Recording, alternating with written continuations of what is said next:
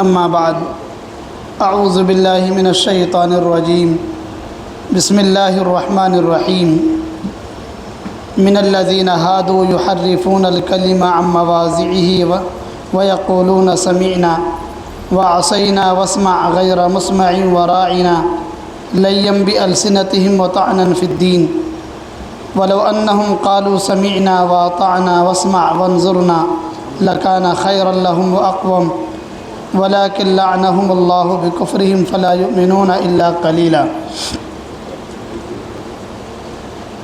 اللہ تبارک و تعالیٰ کا پاک ارشاد ہے من الذین ہادوا یحرفون الکلم عن مواضعہ، یہودیوں میں سے بعض یہودی ایسے ہیں کہ وہ بات کو اور کلمات کو اس کی اصلی جگہ سے تحریف کر دیتے ہیں، بدل دیتے ہیں، پھیر دیتے ہیں۔ وَيَقُولُونَ سَمِعْنَا وَعَصَيْنَا، اور وہ یہ کہتے ہیں کہ ہم نے سن لیا اور ہم نے نہیں مانا، یعنی ہم نے نافرمانی کی۔ وَاسْمَعْ غَيْرَ مُسْمَعٍ وَرَاعِنَا لَيًّا بِأَلْسِنَتِهِمْ وَطَعْنًا فِي الدِّينِ، سنیے اور آپ کی نہ سنی جائے۔ اور راعینا اپنی زبانوں کو مروڑ کے کہتے تھے، اور دین میں طعن کی نیت سے یہ چیزیں کہتے تھے۔ ولو انہم قالوا سمینا، اور اگر یہ لوگ یہ کہتے سمینا واطعنا، ہم نے سنا اور ہم نے فرم برداری کی، اطاعت کی، واسمع سنیے، وانظرنا اور ہمارا خیال رکھیے، ہماری طرف توجہ دیجیے، لکان خیر لہم واقوم، تو یہ ان کے لیے بہتر ہوتا اور بہت ہی درست کی اور ٹھیک بات ہوتی۔ ولکن لعنہم اللہ بکفرہم، لیکن اللہ تبارک و تعالیٰ نے ان کے کفر کی وجہ سے ان پر لعنت فرمائی۔ فلا یؤمنون الا قلیلا، پس وہ ایمان نہیں لائیں گے مگر بہت تھوڑے۔ اللہ تبارک و تعالیٰ نے قرآن مجید کی اس آیت میں اور اس سے پچھلی 2 آیتوں میں یہودیوں کی مذمت فرمائی ہیں، اور ان کے جو منصوبے تھے یا ان کے جو عزائم تھے، یا اسی طریقے سے ان کے اندر جو غلط صفات پائی جاتی تھی، اللہ تبارک و تعالیٰ نے ان کی قباحت بیان فرمائی ہیں۔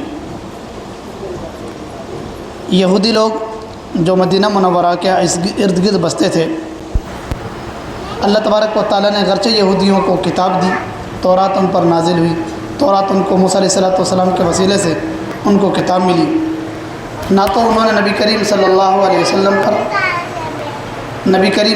وسلم پر جو قرآن مجید نازل ہوا، نہ تو انہوں نے اس کو تسلیم کیا،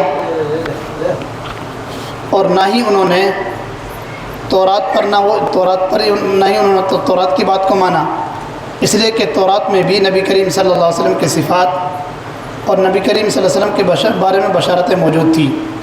تو انہوں نے گویا کہ قرآن کو بھی ٹھکرایا اور اپنی کتاب تورات کو بھی ٹھکرایا، اور ہدایت کے مقابلے میں گمراہی کو ترجیح دی، اور وہ راستے سے بھٹک گئے، خود بھی بھٹکے اور ایمان والوں کے لیے بھی ان کی تمنا اور آرزو یہ ہوتی تھی کہ ایمان والے بھی راستے سے بھٹک جائیں۔ اس کے لیے جو کوششیں ان سے ہو سکتی تھی وہ تمام انہوں نے کی۔ اللہ تبارک و تعالیٰ نے بھی فرما دیا کہ اللہ تبارک و تعالیٰ تمہارے دشمنوں کی چالوں کو، تمہارے دشمنوں کو اچھی طرح جانتا ہے، اور اللہ تعالیٰ کافی ہے، حمایتی اور مدد کرنے کے لیے اللہ کافی ہے۔ اب اگلی آیت میں اللہ تبارک و تعالیٰ ان کے ایک قباحت اور کو بیان فرما رہے ہیں کہ یہودی لوگ ایسے ہیں جو ان کی کتاب تورات ہے، اس میں بھی یہ لفظی اور معنوی دونوں اعتبار سے تحریف کرتے ہیں، یعنی اللہ کے کلام کو، اللہ کے کلام کی غلط تصریح، غلط تفسیر، غلط مطلب بیان کرتے ہیں لوگوں کے سامنے، جو اصلی مسئلہ ہوتا ہے اس کو بیان نہیں کرتے بلکہ غلط مسئلہ بیان کرتے ہیں، بدلتے ہیں۔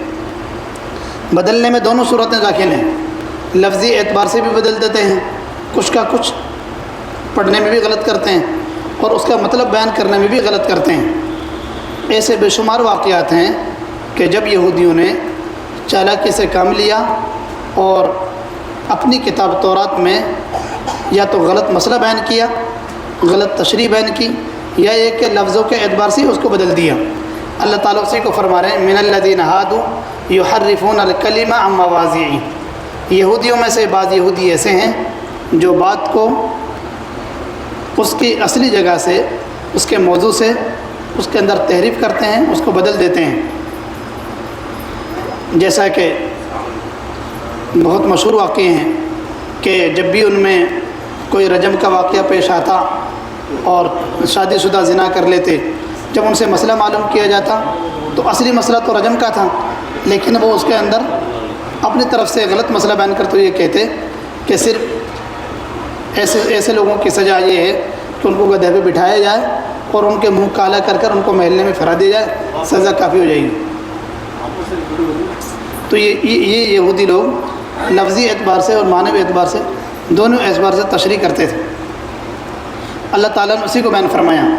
نبی کریم صلی اللہ علیہ وسلم کے بارے میں جو کھلی طور پر بشارتیں، واضح نشانیاں، نبی کریم صلی اللہ علیہ وسلم کی صفات، سب چیزیں ان کی کتاب میں تورات میں موجود تھی، انہوں نے اس کو بھی بدل ڈالا اور وہ اس کو انہوں نے کبھی اجاگر نہیں کیا۔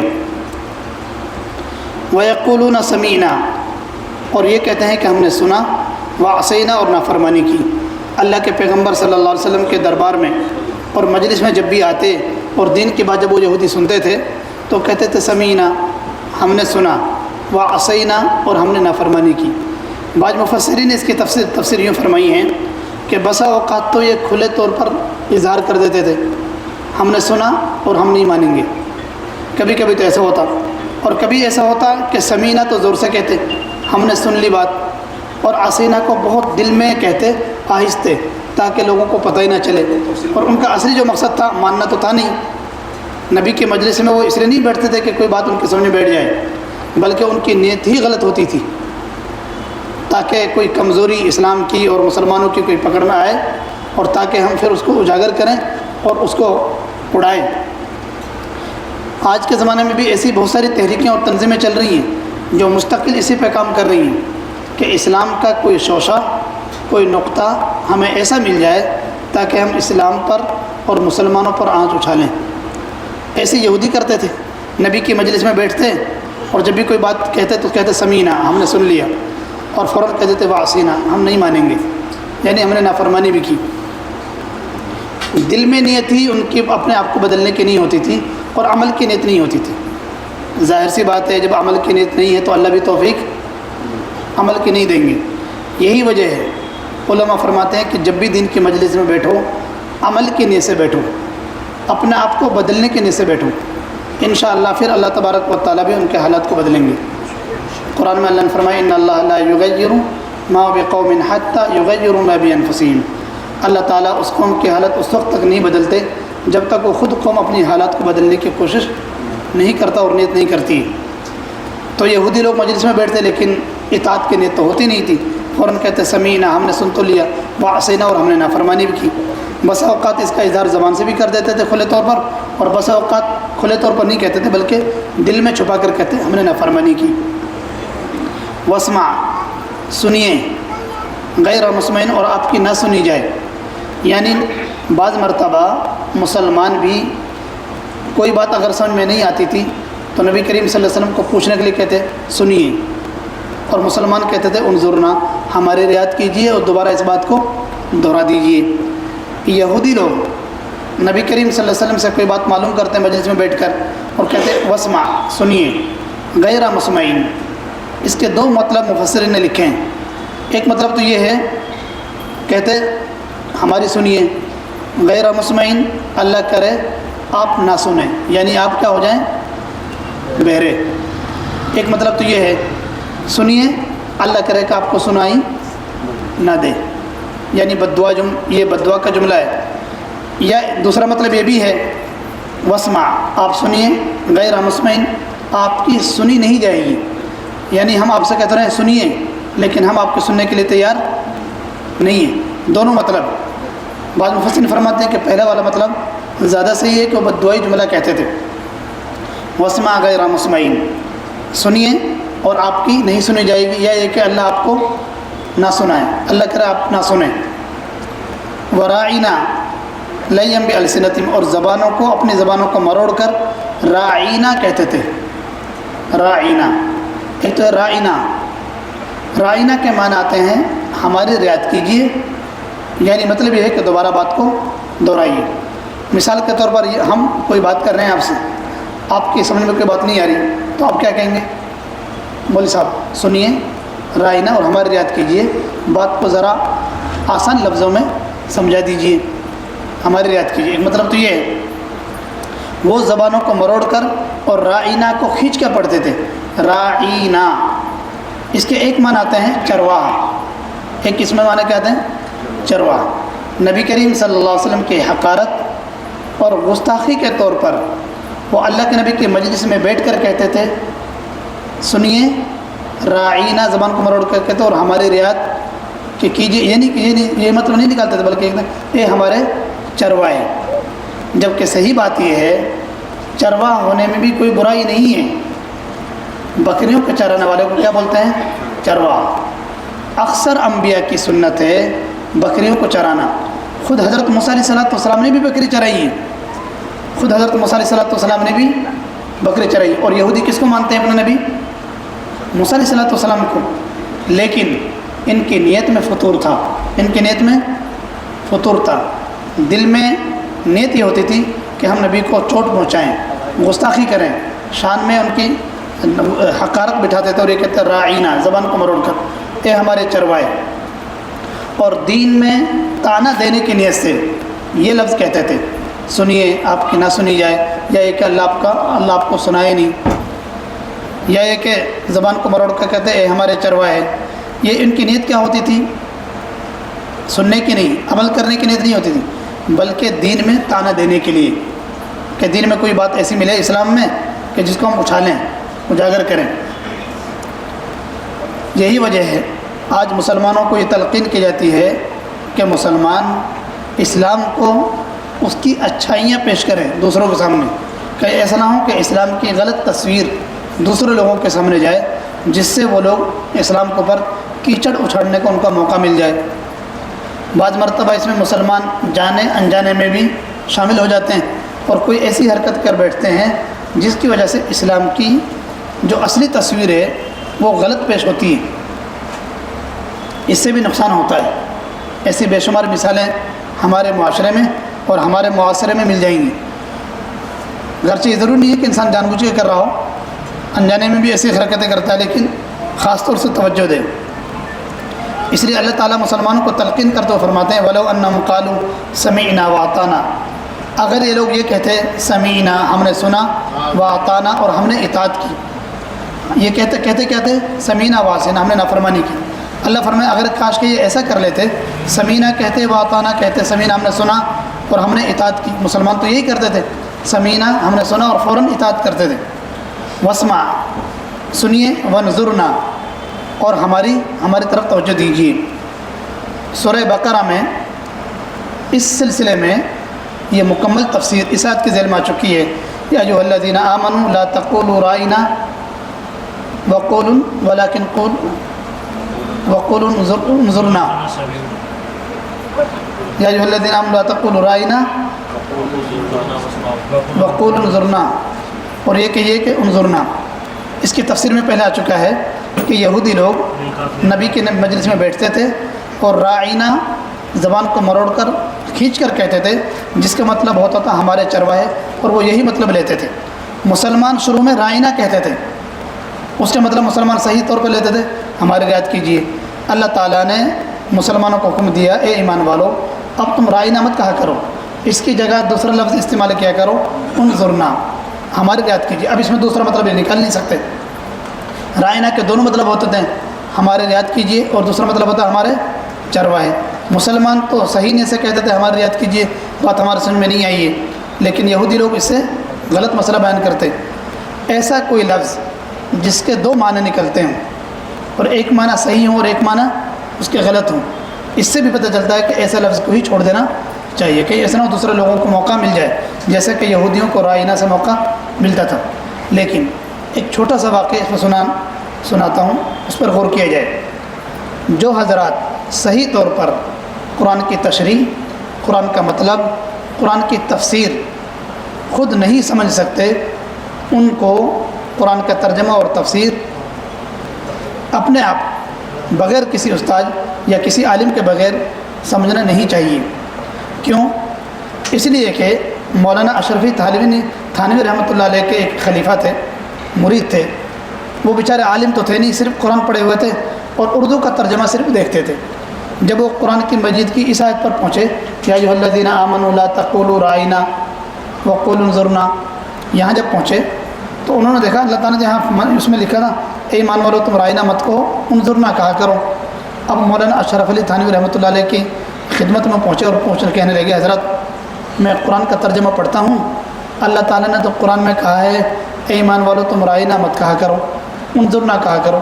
جب سے میں نے یہ پڑھا ہے اب میں تلاوت کرتے ہوئے میں پڑھتا ہوں یا ایھا الذین آمنوا لا تقولوا رائنا کو چھوڑ دیتا ہوں، آگے پڑھتا ہوں وقولوا انظرنا، تاکہ رائنا کہنے میں نہ آئے۔ تو مولانا نے فرمایا قرآن تو پڑھا کر لیکن ترجمہ مت دیکھے کر، مت پڑھا کر، اس لیے کہ تو نے سمجھا ہی نہیں ہے۔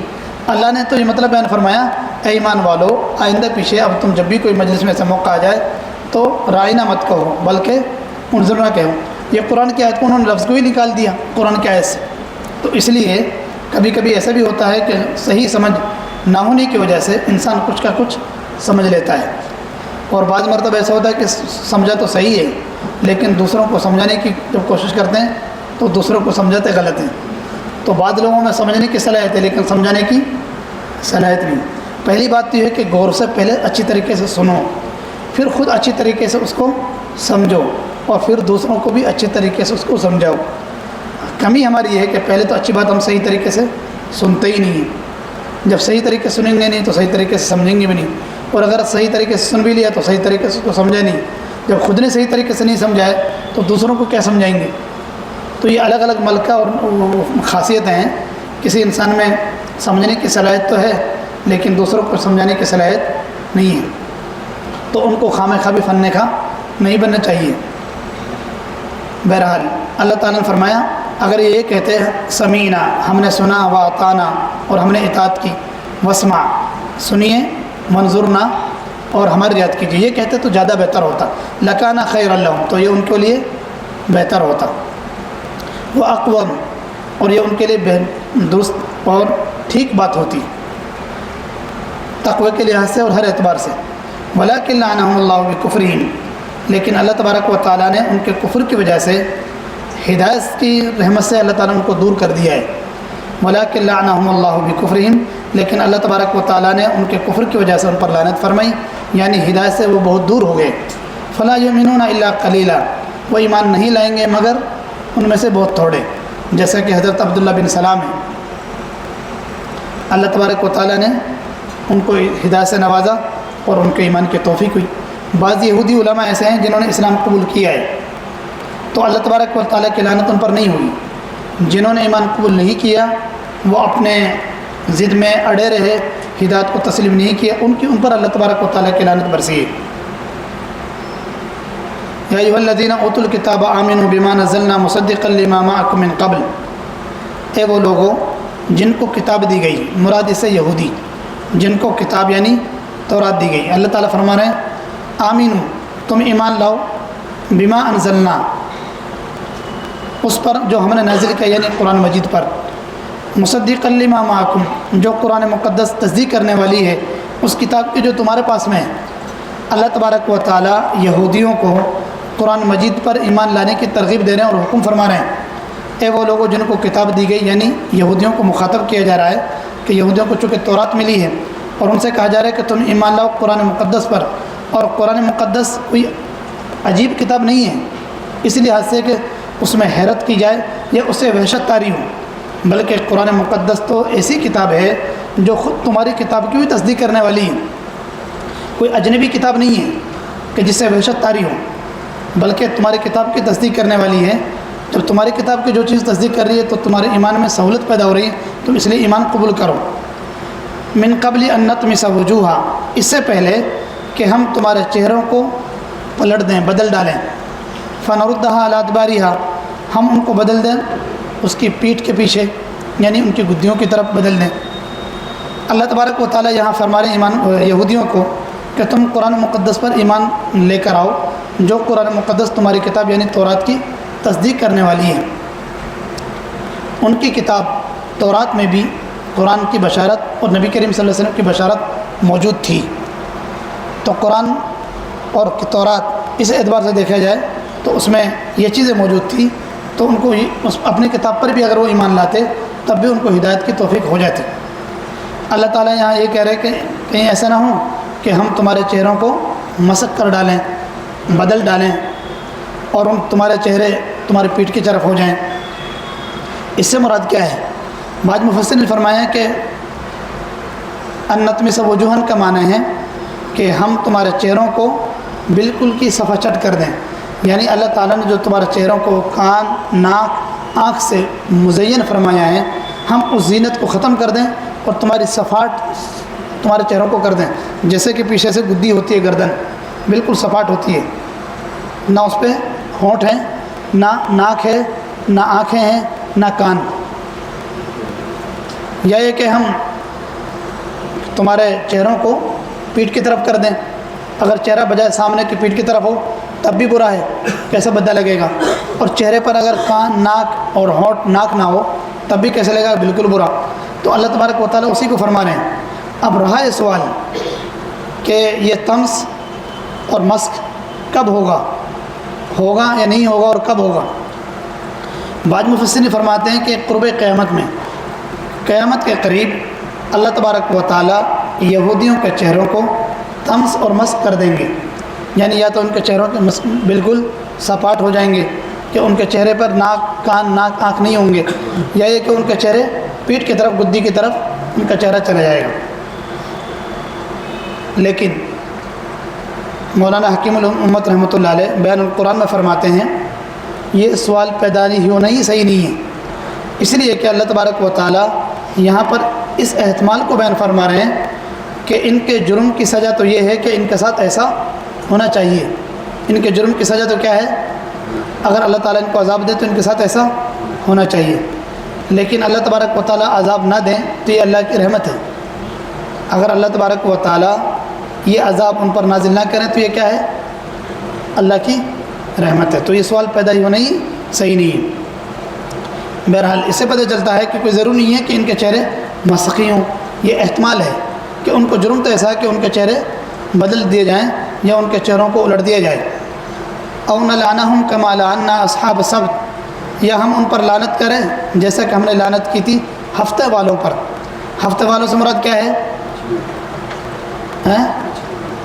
ہاں، ہفتے والوں سے مراد ہے یعقوب علیہ السلام کے دور میں جب ان کو منع کیا گیا تھا کہ تمہیں ہفتے کے دن میں شکار نہیں کرنی ہے، لیکن انہوں نے ہیلا بہانہ کر کے ہفتے کے دن ہی مچھلیوں کی شکار کی۔ اس زمانے میں لوگ مچھلیوں کا شکار بہت زیادہ کرتے تھے اور مچھلیوں کا دور تھا، کبھی کبھی کوئی دور آتا ہے، تو ایسے ہی اس زمانے میں مچھلیوں کا دور تھا، لوگ مچھلیوں کا شکار کرتے، مچھلیوں کے عادی تھے، کھانے کے بھی اور شکار کے بھی۔ اور خدا کی قدرت یہ تھی کہ جو دن ان کے لیے عبادت کے لیے مقرر کیا گیا تھا اسی میں مچھلیاں پانی کے اوپر زیادہ آتی تھیں تاکہ ان کے دل للچائے، ایسے دل للچائے کہ ان سے رہا نہیں گیا۔ اب چونکہ رکاوٹ تھی کہ ہفتے کے دن شکار نہیں کرنی ہے، تو انہوں نے کیا بہانہ کیا کہ سارے مچھلی پکڑنے کے طریقے اور اسباب ہفتے کے دن اختیار کر لیے۔ مچھلی پکڑی نہیں ہے بلکہ مثال کے طور پر باندھ لگا دیا تاکہ مچھلی اس میں آ جائے، یا یہ کہ جال لگا دیا، اور پھر دوسرے دن مچھلیوں کا شکار کرتے تھے۔ اور پھر کیا کہتے ہیں، ہم ہفتے کے دن تھوڑی شکار کر رہے ہیں، ہم تو اتوار کے دن شکار کر رہے ہیں، جب کہ سارے اسباب اختیار کر لیے اسی دن۔ یہ تعویل اور ہیلا انہوں نے غلط استعمال کیا، اللہ تبارک و تعالیٰ کے ان پر لعنت برسی، اور لعنت بھی کیسی ہوئی کہ اللہ تعالیٰ نے ان کو بندر اور خنزیر بنا دیا۔ حالانکہ مفسرین نے یہ بات بھی لکھی ہے کہ یہ قوم جو بندر اور خنزیر بنے تھے، یہ صرف 3 دن یہ قوم جی ہے۔ جن لوگوں کے اللہ تبارک و تعالیٰ نے چہرے مسخ کیے اور بندر بنا دیا تھا اور خنزیر بنا دیا تھا، وہ صرف 3 دن رہے۔ حالانکہ شکلیں سبات جانوروں کی ہو گئی تھی، سمجھ بوجھ اور عقل انسانوں کی تھی ان کے اندر۔ جب ان کے رشتہ دار ان کے پاس آتے تو ایک پہچان لیتے تھے، یہ فلاں آدمی ہے، اس کو دیکھ کر وہ روتے تھے۔ لیکن 3 دن کے بعد یہ قوم ختم ہو گئی تھی۔ جو حضرات یہ کہتے ہیں کہ آج جو بندر اور خنزیر کی جو مخلوق پائی جاتی ہے یہ وہی مخلوق ہے، یہ غلط طریقہ، یہ غلط سوچ ہے، بلکہ اللہ تعالیٰ نے وہ 3 دن کے اندر ہی وہ قوم برباد کر دی۔